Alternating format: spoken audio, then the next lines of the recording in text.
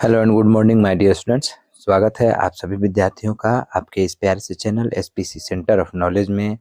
और हम लोग एक बार फिर से लेकर के उपस्थित हो चुके हैं ज्योग्राफी के पहले वीडियो को। तो आशा करते हैं कि आपको यह वीडियो जो है काफ़ी अच्छा लगेगा। अगर अच्छा लगे तो चैनल को सब्सक्राइब कर लीजिएगा, बेल आइकन को प्रेस कर लीजिएगा और अपने दोस्तों तक इस वीडियो को जरूर शेयर कीजिएगा। चलिए, पहला प्रश्न है कि नव निश्चयवाद की संकल्पना का प्रतिपादन जो है किसने किया था। प्रश्न में पूछा गया है कि नव निश्चयवाद की संकल्पना का प्रतिपादन जो है किसने किया था। तो आंसर में हो जाएगा आपका ग्रिफिथ टेलर। क्या हो जाएगा? Griffith Taylor. अगला प्रश्न है कि निम्नलिखित में से कौन आर्थिक भूगोल का उपक्षेत्र नहीं है। पूछा गया है, प्रश्न है कि निम्नलिखित में से कौन आर्थिक भूगोल का उपक्षेत्र नहीं है, तो वह है सैन्य भूगोल। ऑप्शन सी इसका सही जवाब होगा। तीसरा प्रश्न है कि फैबरे संबंधित है, किससे संबंधित है? संभावनावाद से, निश्चयवाद से या फिर मानवतावाद से, या इनमें से कोई नहीं। तो इसका जवाब जो है हो जाएगा ऑप्शन ए, संभावनावाद से। अगला प्रश्न है कि भूगोल की कौन सी शाखा जो है मार्क्स के विचारों से प्रभावित है। तो मार्क्स के विचारों से प्रभावित होने वाली जो शाखा है भूगोल की, वह है क्रांतिकारी भूगोल। कौन है? क्रांतिकारी भूगोल। ऑप्शन डी इसका सही जवाब होगा। चलिए बढ़ते हैं आगे की तरफ, देखते हैं कि आगे के प्रश्नों में क्या है। तो अगला जो प्रश्न है इसमें पूछा गया है कि विश्व में सर्वाधिक जनसंख्या केंद्रित है कहाँ। तो मैदानी प्रदेशों में विश्व की सर्वाधिक जनसंख्या जो है केंद्रित है। ऑप्शन सी इसका सही जवाब होगा। अगला प्रश्न है कि निम्नलिखित में से किसमें जनसंख्या वृद्धि सर्वाधिक है। क्या पूछा गया है कि निम्नलिखित में से किसमें जो है जनसंख्या वृद्धि सर्वाधिक है, तो वह है अफ्रीका। क्या है? अफ्रीका जो है जिसमें जनसंख्या वृद्धि सर्वाधिक है। ऑप्शन बी इसका सही आंसर होगा। अगला प्रश्न कि कुल जनसंख्या तथा कुल क्षेत्रफल के अनुपात को क्या कहते हैं। तो कुल जनसंख्या तथा कुल क्षेत्रफल के अनुपात को कहा जाता है जनसंख्या घनत्व। क्या कहा जाता है? जनसंख्या घनत्व। ऑप्शन सी इसका सही उत्तर होगा। अगला प्रश्न है कि निम्नलिखित में से कौन जनसंख्या को आकर्षित करता है। जनसंख्या को आकर्षित करने वाला कारक क्या है? तो रोजगार और अवसर। क्या है? रोजगार और अवसर जो है जनसंख्या को आकर्षित करता है अपने तरफ। चलिए देखते हैं अगले प्रश्न को क्या है। अगला प्रश्न है कि कौन जो है कौन कारक मृत्यु दर में ह्रास के लिए उत्तरदायी है। क्या पूछा गया है कि कौन सा कारक है जो मृत्यु दर में ह्रास का उत्तरदायी है। ए में कह रहा है महामारी पर नियंत्रण, बी में कह रहा है संक्रामक रोगों पर नियंत्रण, सी में कह रहा है ए और बी दोनों, और डी में कह रहा है इनमें से कोई नहीं। तो यहाँ जो है आंसर वह हो जाएगा ऑप्शन सी, महामारी पर नियंत्रण और संक्रामक रोगों पर नियंत्रण, अर्थात ए और बी दोनों होंगे।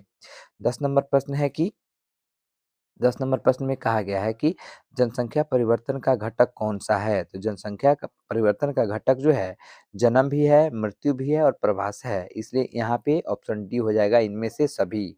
11 नंबर प्रश्न है कि कौन आयु वर्ग कार्यशील जनसंख्या को प्रभावित करता है। तो 15 से 59 वर्ष का जो आयु होता है वह जनसंख्या परिवर्तन कार्यशील जनसंख्या का प्रतिनिधित्व करता है। ऑप्शन डी इसका सही आंसर होगा। अगला जो प्रश्न है कि आयु लिंग पिरामिड का संबंध किससे है। क्या कह रहा है कि आयु लिंग पिरामिड का संबंध जो है किससे है। तो वह जनसंख्या वितरण से है, या फिर महिला साक्षरता दर से है, या फिर पुरुष एवं महिला जनसंख्या से है, या इनमें से कोई नहीं। तो यहाँ जो आयु लिंग पिरामिड का संबंध है वह है पुरुष एवं महिला जनसंख्या से। ऑप्शन सी इसका सही आंसर होगा। 13 नंबर प्रश्न में कह रहा है कि मानव विकास सूचकांक में प्रथम स्थान किस देश का है। क्या कह रहा है कि मानव विकास सूचकांक में प्रथम स्थान किस देश का है, तो वह है नॉर्वे। किस देश का है? नॉर्वे। ऑप्शन डी जो है इसका आंसर होगा। 14 नंबर प्रश्न कह रहा है कि निम्नलिखित में से कौन मानव विकास का उपागम है। क्या कह रहा है कि निम्नलिखित में से कौन मानव विकास का उपागम है। ए में आय उपागम, बी में कल्याण उपागम, सी में क्षमता उपागम और डी में इनमें से सभी। तो ये तीनों उपागम जो है मानव विकास के उपागम है, इसलिए यहाँ पे हो जाएगा इनमें से सभी। अगला प्रश्न है कि निम्न में से कौन एकल कृषि का उत्पाद है। क्या कह रहा है कि निम्न में से कौन एकल कृषि का उत्पाद है। तो जैसे दिया है चाय, रबड़, केला, तो यहाँ भी हो जाएगा इनमें से सभी। चलिए आगे के प्रश्नों को देखते हैं। आगे के जो प्रश्न है 16 नंबर प्रश्न में क्या पूछा गया है। तो 16 नंबर प्रश्न में पूछा गया है कि निम्नलिखित में से किसे कर्तन दहन कृषि भी कहते हैं। क्या कह रहा है कि निम्नलिखित में से किसे कर्तन दहन कृषि भी कहते हैं। जैसे ऑप्शन में दिया गया है आदिकालीन निर्वाह कृषि, रोपण कृषि, मिश्रित कृषि या फिर गहन निर्वाह कृषि। तो कर्तन दहन कृषि जो है आदिकालीन निर्वाह कृषि को भी कहा जाता है। ऑप्शन ए इसका सही जवाब होगा। 17 नंबर प्रश्न है कि टोकरी बनाना किस आर्थिक क्रियाकलाप का उदाहरण है? क्या कह रहा है कि टोकरी बनाना जो है किस आर्थिक क्रियाकलाप का उदाहरण है? तो वह है द्वितीयक। कौन है? द्वितीयक क्रियाकलाप का उदाहरण है। अगला प्रश्न कि यूरोप वासियों द्वारा अपने उपनिवेशों में किस प्रकार की कृषि का विकास किया गया था? क्या पूछा गया प्रश्न है कि यूरोप वासियों द्वारा अपने उपनिवेशों में किस प्रकार की कृषि का विकास किया गया था? आंसर में दिया गया है रोपण कृषि, अंगूर की खेती, मिल्पा कृषि या फिर मिश्रित कृषि। यहाँ पे आंसर जो है वह हो जाएगा रोपण कृषि। ऑप्शन ए इसका सही जवाब होगा। चलिए देखते हैं कि अगले प्रश्न में क्या पूछा गया है। 19 नंबर जो प्रश्न है कि निम्नलिखित में से कौन कृषि आधारित उत्पाद नहीं है? क्या कह रहा है कि निम्नलिखित में से कौन कृषि आधारित उत्पाद नहीं है? तो जैसे चाय है, चीनी है, कॉफी है, नमक है। तो यहाँ आंसर जो है वह हो जाएगा नमक। क्या हो जाएगा? नमक जो है कृषि आधारित उत्पाद नहीं है। ऑप्शन डी यहाँ पे आंसर हो जाएगा। अगला प्रश्न है कि अंगूर की खेती किससे संबंधित है? ए में कह रहा है मानसून क्षेत्र से, बी में ध्रुवीय क्षेत्र से, सी में उष्णकटिबंधीय क्षेत्र से और डी में भूमध्य सागरीय क्षेत्र से। तो अंगूर की खेती जो है वह भूमध्य सागरीय क्षेत्र से संबंधित है। ऑप्शन डी इसका आंसर हो जाएगा। 21 नंबर प्रश्न है कि निम्न वृक्षों में से किसमें च्युइंगम संबंधित है? मतलब कि निम्न वृक्षों में से किससे जो है च्युइंगम संबंधित है? तो जैसे आंसर में दिया गया है खजूर का वृक्ष, ताड़ का वृक्ष, जेपोटा का वृक्ष और रबड़ का वृक्ष। च्युइंगम जो है जेपोटा के वृक्ष से संबंधित है। ऑप्शन सी इसका सही आंसर होगा। 22 नंबर प्रश्न है कि कृषि का संबंध किससे है? तो ट्रक कृषि का संबंध जो है जैसे ऑप्शन में दिया गया है मक्का से, फूलों से, सब्जी से और कपास से। तो ट्रक कृषि का संबंध जो है सब्जी से है। किससे है? सब्जी से है। ऑप्शन सी इसका सही आंसर होगा। 23 नंबर प्रश्न में कह रहा है कि निम्न में से कौन औद्योगिक अवस्थापना का प्रमुख कारक नहीं है? क्या कह रहा है कि निम्नलिखित में से कौन औद्योगिक अवस्थापना का प्रमुख कारक नहीं है? ए में पूछा गया है कि पूंजी, बी में बाजार, सी में ऊर्जा और डी में जनसंख्या घनत्व। इसका सही आंसर जो है ऑप्शन डी हो जाएगा जनसंख्या घनत्व। 24 नंबर प्रश्न है कि निम्नलिखित में से कौन पशु आधारित उद्योग है?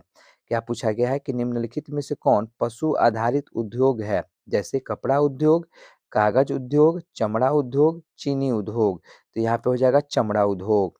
अगला प्रश्न कि निम्न में से कौन द्वितीय क्रियाकलाप नहीं है? इन प्रश्न आंसर में दिया गया है बी निर्माण, बी में करा कुटीर उद्योग, सी में करा आखेट और डी में करा प्रसंस्करण। तो द्वितीय क्रियाकलाप जो कौन नहीं है तो यह हो जाएगा सी आखेट। चलिए देखते हैं आगे के प्रश्नों को। अगला जो प्रश्न है इसमें क्या क्या है? अगला जो प्रश्न है हम लोगों का कह रहा है कि निम्न में से कौन तृतीय क्रियाकलाप है? क्या कह रहा है कि निम्न में से कौन तृतीय क्रियाकलाप है? ए में खनन, बी में खाद्य प्रसंस्करण, सी में व्यापार और वाणिज्य और डी में परामर्दर्शता। तो तृतीय क्रियाकलाप जो है व्यापार और वाणिज्य को कहा जाता है। ऑप्शन सी यहाँ पे राइट आंसर होगा। अगला प्रश्न कह रहा है कि पोर्ट सईद कहाँ है? तो पोर्ट सईद जो है वह मिस्र में स्थित है। ऑप्शन सी इसका सही आंसर होगा। अगला 28 नंबर प्रश्न है कि सेंट जॉन्स वैंकूवर के बीच का महामार्ग किस देश में है? तो यह है कनाडा में। कहाँ है? कनाडा में स्थित है। ऑप्शन सी इसका सही आंसर होगा। 29 नंबर प्रश्न कह रहा है कि विश्व के प्रमुख समुद्री पतन किस प्रकार के पतन हैं? तो विश्व के प्रमुख समुद्री पतन जो है वह विस्तृत पतन के रूप में जाने जाते हैं। ऑप्शन सी इसका सही आंसर होगा। अगला प्रश्न कि परमाणु ऊर्जा आयोग की स्थापना कब हुई थी? क्या कह रहा है कि परमाणु ऊर्जा आयोग की स्थापना जो है कब हुई थी? तो इसका आंसर हो जाएगा 1948 में हुआ था। कब हुआ था? 1948। ऑप्शन ए जो है इसका सही आंसर होगा। चलिए देखते हैं आगे के प्रश्न में क्या पूछा गया है। तो अगला जो प्रश्न है 31 नंबर प्रश्न, इसमें कहा गया है कि निम्नलिखित देशों में कौन ओपेक का सदस्य है? क्या कह रहा है कि निम्नलिखित देशों में कौन जो है ओपेक का सदस्य है? तो वह है जैसे ऑप्शन में दिया गया है ब्राजील, चिली, वेनेजुएला और पेरू। तो वेनेजुएला जो है वह ओपेक का सदस्य है, ऑप्शन सी इसका सही आंसर होगा। 32 नंबर प्रश्न में कह रहा है कि नाफ्टा प्रादेशिक समूह का संबंध किससे है? क्या कह रहा है कि नाफ्टा प्रादेशिक समूह का संबंध जो है किससे है? तो वह है उत्तरी अमेरिका से। किससे है? उत्तरी अमेरिका से। ऑप्शन बी इसका जो है उत्तर हो जाएगा। 33 नंबर प्रश्न में कह रहा है कि ग्रेट लेक्स जलमार्ग किस महादेश से संबंधित है? क्या कह रहा है कि ग्रेट लेक्स जलमार्ग जो है किस महादेश से संबंधित है? इसका जो आंसर है वह भी हो जाएगा उत्तरी अमेरिका। ऑप्शन सी इसका सही जवाब हो जाएगा। 34 नंबर प्रश्न है कि वृत्ताकार बस्ती प्रतिरूप कहाँ पाया जाता है? जैसे झील के किनारे, नदी के किनारे, तट के किनारे या इनमें से कोई नहीं। यहाँ आंसर हो जाएगा झील के किनारे। ऑप्शन ए इसका सही हो जाएगा। अगला प्रश्न है कि पैट्रिक गिडीज का संबंध किससे है? क्या कह रहा है कि पैट्रिक गिडीज का संबंध जो है किससे है? ए में कह रहा है सन नगर से है, बी में मेगापोलिस से है, सी में गांव से है और डी में इनमें से कोई नहीं। तो पैट्रिक गिडीज का संबंध जो है सन नगर से है। ऑप्शन ए इसका सही आंसर होगा। अगला प्रश्न कह रहा है कि निम्नलिखित में से कौन औद्योगिक नगर है? क्या कह रहा है कि निम्नलिखित में से कौन औद्योगिक नगर है? ए में जेरूसलम, बी में कैनबेरा, सी में विनिपेग और डी में पीटर्सबर्ग। तो यहाँ पे आंसर जो है वह हो जाएगा पीटर्सबर्ग। ऑप्शन डी इसका आंसर हो जाएगा। चलिए आगे देखते हैं कि 37 नंबर प्रश्न क्या कह रहा है। 37 नंबर प्रश्न में है कि 2011 की जनगणना के अनुसार जो है भारत में जनसंख्या का घनत्व कितना है? क्या कह रहा है कि 2011 की जनगणना के अनुसार भारत में जनसंख्या का घनत्व कितना था? तो 382 व्यक्ति प्रति वर्ग किलोमीटर था। ऑप्शन बी यहाँ पे सही आंसर होगा। 38 नंबर प्रश्न में कह रहा है कि भारत में निम्नलिखित भाषाई परिवारों में से किसकी जनसंख्या सर्वाधिक है? क्या कह रहा है कि भारत में निम्नलिखित भाषाई परिवारों में से किसकी जनसंख्या जो है सर्वाधिक है? ए में द्रविड़, बी में भारतीय यूरोपीय, सी में चीनी तिब्बती और डी में ऑस्ट्रिक। यहाँ आंसर जो है हो जाएगा भारतीय यूरोपीय। ऑप्शन बी इसका सही आंसर हो जाएगा। चलिए देखते हैं आगे के प्रश्न में क्या पूछा गया है। तो आगे के जो तमाम प्रश्न है इसमें जैसे 39 नंबर प्रश्न में कहा गया है कि 2011 की जनगणना के अनुसार बिहार की जनसंख्या का घनत्व था कितना?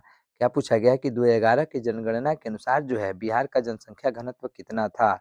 ए में 1126 व्यक्ति प्रति वर्ग किलोमीटर, बी में 1006 व्यक्ति प्रति वर्ग किलोमीटर, सी में जो कह रहा है कि 906 व्यक्ति प्रति वर्ग किलोमीटर और डी में कह रहा है 1106 व्यक्ति प्रति वर्ग किलोमीटर। यहाँ आंसर जो है ऑप्शन डी हो जाएगा 1106 व्यक्ति प्रति वर्ग किलोमीटर। अगला प्रश्न है कि 2011 में भारत में नगरीय जनसंख्या कितनी थी? क्या कह रहा है कि 2011 में जो भारत की नगरीय जनसंख्या थी वह कितनी थी? ऑप्शन में दिया गया है 31.16%, बी में कह रहा है 27.3%, डी में कह रहा है 26.84% और डी में कह रहा है इनमें से कोई नहीं। तो यहाँ आंसर जो है हो जाएगा 31.16%। ऑप्शन ए इसका सही आंसर हो जाएगा।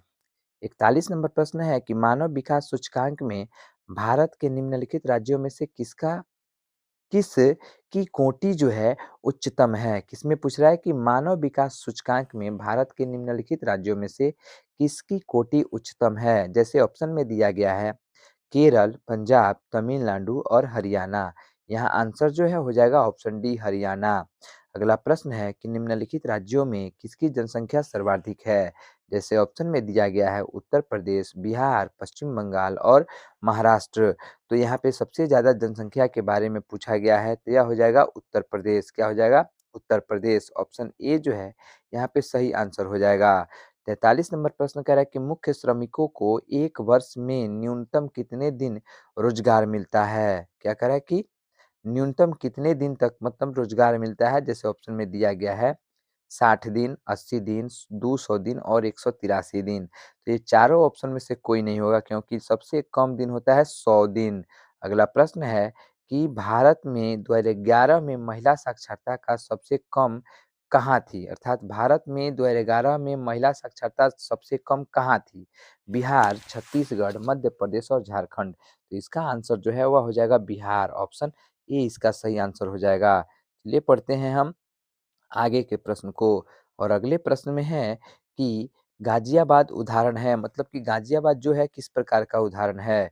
ए में प्राचीन नगर, बी में मध्यकालीन नगर, सी में आधुनिक नगर और डी में अनुषंगी नगर। तो गाजियाबाद जो है वह एक अनुषंगी नगर का उदाहरण है।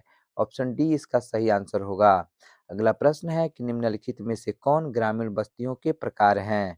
क्या कह रहा है कि निम्नलिखित में से कौन ग्रामीण बस्तियों के प्रकार हैं? ए में गुच्छित, बी में पल्ली, सी में परिकीर्ण और डी में इनमें से सभी। तो यहाँ आंसर जो है ऑप्शन डी हो जाएगा, इनमें से सभी। अगला प्रश्न कह रहा है कि निम्न में से कौन गैरिसन नगर है? क्या कह रहा है कि निम्न में से कौन जो है गैरिसन नगर है? जैसे मथुरा, रानीगंज, जालंधर और सतना। तो सतना जो है एक गैरिसन नगर है। ऑप्शन डी इसका सही जवाब होगा। 48 नंबर प्रश्न में कह रहा है कि निम्नलिखित में से कौन भारतीय कृषि की समस्या है? जैसे निम्न निम्न उत्पादकता, विखंडित जोत, अनियमित मानसून या इनमें से सभी। यहाँ भी ऑप्शन डी हो जाएगा, इनमें से सभी। अगला प्रश्न है कि सबसे महत्वपूर्ण जूट उत्पादक क्षेत्र है कौन सा डेल्टा? जैसे Ganga delta, Krishna delta, Godavari delta या इनमें से कोई नहीं। तो सबसे महत्वपूर्ण जूट उत्पादक क्षेत्र जो है गंगा डेल्टा को माना जाता है। ऑप्शन ए इसका सही आंसर होगा। 50 नंबर प्रश्न में पूछा गया है कि निम्नलिखित में से कौन रेशेदार फसल है? जैसे चाय, गेहूं, कॉफी और कपास। यहाँ पे आंसर जो है कपास हो जाएगा। अगला प्रश्न कि चाय उत्पादन में अग्रणी राज्य जो है कौन है? ए में गुजरात, बी में बिहार, सी में असम और डी में सिक्किम। तो चाय उत्पादन में अग्रणी राज्य जो है असम है। ऑप्शन सी जो है इसका सही आंसर होगा। चलिए देखते हैं हम आगे के प्रश्न को। और अगला जो प्रश्न है इसमें पूछा गया है कि पायकारा जो है, क्या कह रहा है कि पायकारा जल विद्युत परियोजना कहाँ स्थित है? ए में तमिलनाडु, बी में पंजाब, सी में झारखंड और डी में असम। इसका आंसर जो है पायकारा जल विद्युत परियोजना तमिलनाडु में स्थित है। ऑप्शन ए इसका आंसर हो जाएगा। अगला प्रश्न कह रहा है कि निम्नलिखित नदियों में से कौन पूरब की ओर प्रवाहित नहीं होती है? पूरब की ओर प्रवाहित नहीं होती है जो नदी है उसके बारे में पूछा गया है।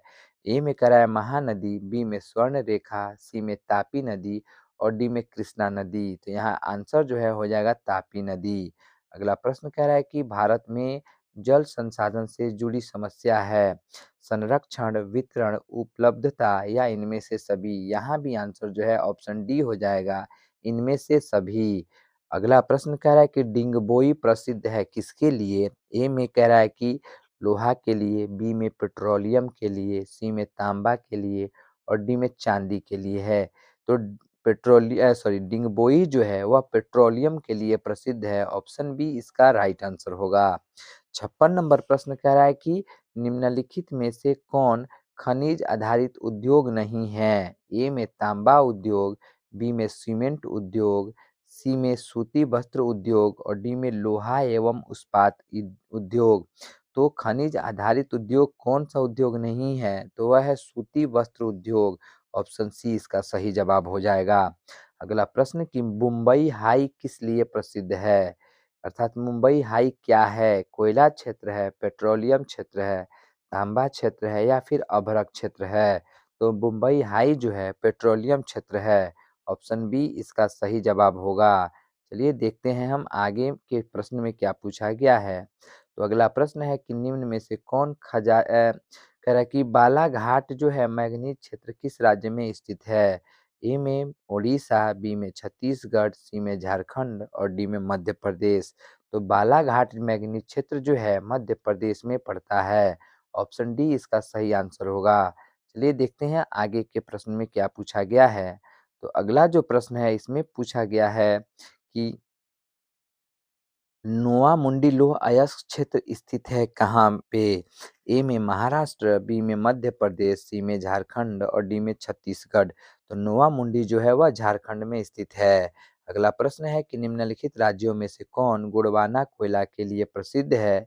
जैसे नागालैंड, तमिलनाडु, झारखंड और त्रिपुरा। तो गुड़वाना कोयला के लिए प्रसिद्ध जो जगह है वह है झारखंड। ऑप्शन सी इसका सही आंसर होगा। 61 नंबर प्रश्न में कहा गया है कि निम्नलिखित राज्यों में किसमें कैगा